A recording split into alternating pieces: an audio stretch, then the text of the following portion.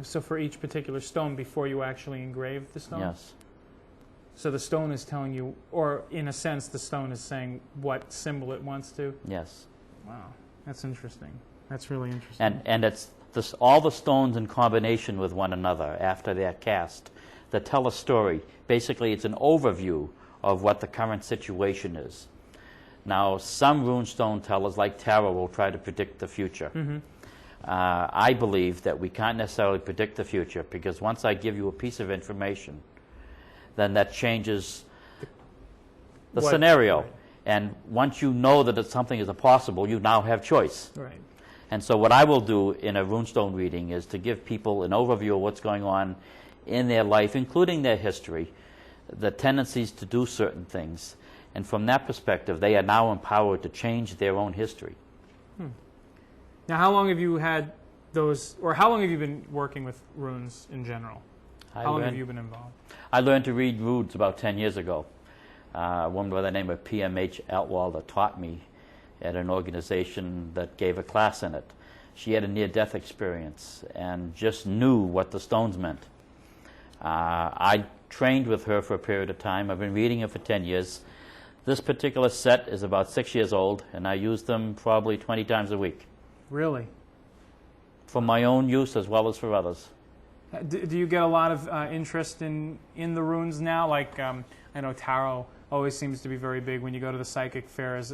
I've never seen a tarot or a rune reader. I've always seen tarots and the psychics and stuff, but I've never seen I don't know, how popular is it? Is it popular or less popular than the tarot? Years ago, it was much more popular. It's less popular now. Is there a sense as to why they drop in? I think there's an attraction to tarot because it's occult-like. The history of runes is not occult as much as it is magic and understanding what may be happening. And when you say magic, what do you mean by magic in terms of the association with the runes?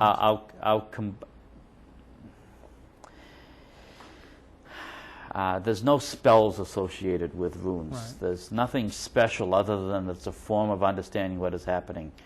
In other occult type things like tarot, the symbols on the cards are very graphic, mm-hmm.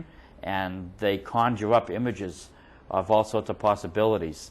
This is a pure, simple little mark on these things, and it keeps it simple, keeps it factual. Okay, and we'll look at those in a little bit. I see we have a call coming on momentarily, I believe, as our... Oh, do we? 343-3130 is the number if you have a question or comment that you'd like to share with us here on The Experience. And I think we do have a call, but we'll get to that momentarily. Now, on average, if someone's coming in for a reading, how long do they take? Like I'm going to keep referring to the tarot because that's what I'm most familiar with, and I know there are different settings for each kind of reading or whatnot. They've got like a slew of different kind of formations that you can put these in. How long, on average, what does a reading with runes take? Does it vary on the individual? Does it vary on the question? I can do a thorough reading in about a half an hour. Oh, sometimes a little bit longer if the questions become a little bit in depth. Okay.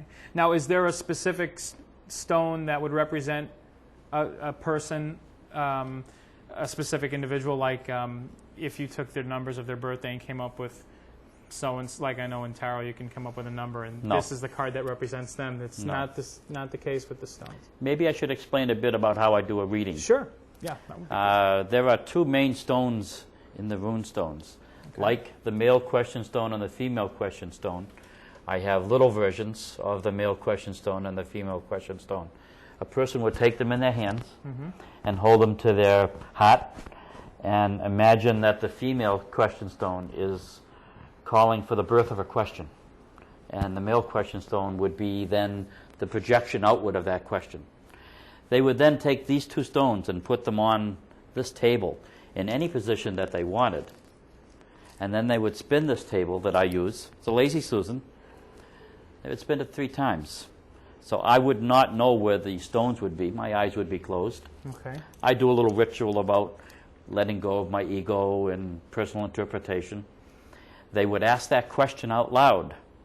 And then I would take the stones much much like we used to do jacks when we were kids, and just cast them on the table. And then I would look at the stones and see that they might have a certain design or rhythm to them. And some of them upside down, some of them are leaning on each other. Each one has a specific meaning in relationship to the other. This particular one is the female stone. And if I have a person who's female, this would be more than likely them. And each stone, as I said, has something different.